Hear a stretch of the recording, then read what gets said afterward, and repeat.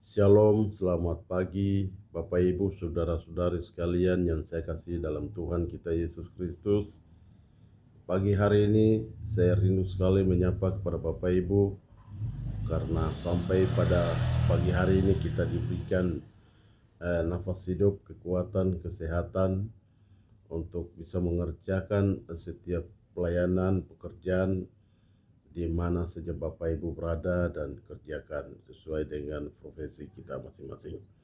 Bapak Ibu yang saya kasihi dalam Tuhan kita Yesus Kristus, pagi hari ini saya rindu sekali untuk memberikan edukasi atau penjelasan dari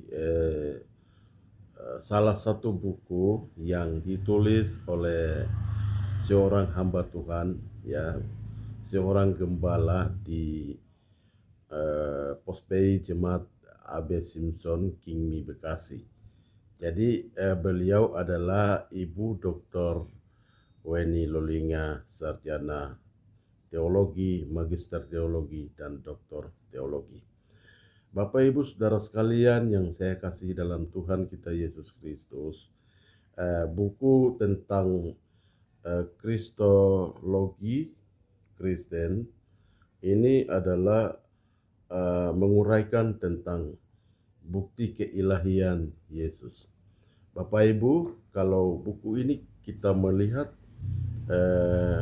bagian yang belakang ini, tulisan dari buku ini tentang Kristologi Kristen atau bukti keilahian Yesus, membahas keilahian Yesus Kristus berdasarkan kitab Kolose 1 ayat 15 sampai ayat yang ke-23. Jadi dalam buku ini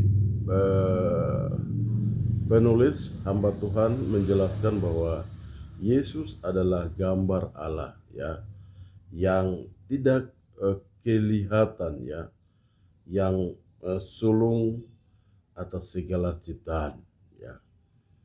Jadi oleh Dia Allah segala sesuatu diciptakan. Bapak Ibu Saudara sekalian yang saya kasihi, dalam buku ini juga penulis berharap dapat menjadi berkat untuk menambah wawasan tentang teologi, ya, keilahian Yesus Kristus bagi sebuah keyakinan orang percaya, untuk menolong orang percaya semakin mengenal dan mengimani tentang Yesus Kristus sebagai Tuhan dan Juru Selamat, ya. Sehingga kalau buku ini saya merekomendasikan kepada seluruh umat Tuhan yang rindu atau yang ingin membaca, silakan hubungi kami untuk bisa Bapak Ibu bisa mendapatkan buku tentang Kristologi Kristen ini. Dalam buku ini juga memaparkan beberapa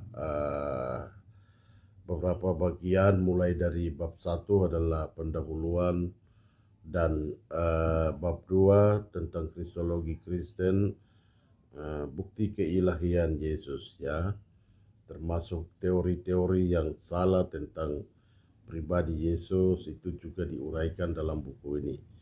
Lalu yang kedua itu bukti pernyataan Alkitab tentang keilahian Yesus. Jadi supaya umat tidak membingungkan tentang Yesus, maka ada bukti-bukti yang perlu kita sampaikan dan perlu kita belajar tentang keilahian Yesus. Jadi tanpa bukti orang tidak akan percaya, ya, seperti kita lihat baru kita percaya, ya. Jadi banyak orang yang tanpa melihat mereka tidak percaya. Harus ada bukti baru percaya, ya. Sehingga buku ini menawarkan kepada kita untuk melihat, mendalami bukti-bukti pernyataan Alkitab tentang keilahian Yesus. Bapak Ibu yang saya kasihi, Dalam buku ini juga menjelaskan tentang keilahian Yesus menurut kitab Kolose 1 ayat 15 sampai ayat yang ke-17. Nah, di situ sudah jelas menguraikan ya tentang keilahian Yesus menurut kitab Kolose. Mulai dari latar belakang tentang kitab Kolose itu seperti apa. Kemudian penulis juga menulis tentang tujuan dari penulisan kitab, kemudian isi kitab tentang keilahian Yesus Kristus itu, lalu dampak keilahian Yesus Kristus terhadap pertumbuhan iman. Bapak Ibu, dalam buku ini juga menguraikan tentang implikasi bagi orang percaya. Bagaimana hal itu diterapkan atau diimplikasikan di dalam kehidupan orang-orang percaya. Ya, jadi orang percaya dalam kehidupan berjemaat, kemudian di dalam kehidupan pelayanan, bagaimana kita bisa memberitakan tentang keilahian Yesus kepada orang yang belum memahami, ya. Dan yang terakhir adalah bagian penutup dari buku ini. Jadi bagian penutup dari buku ini itu menjelaskan bahwa dari semua uraian penulis menyimpulkan beberapa hal, ya. Yang pertama adalah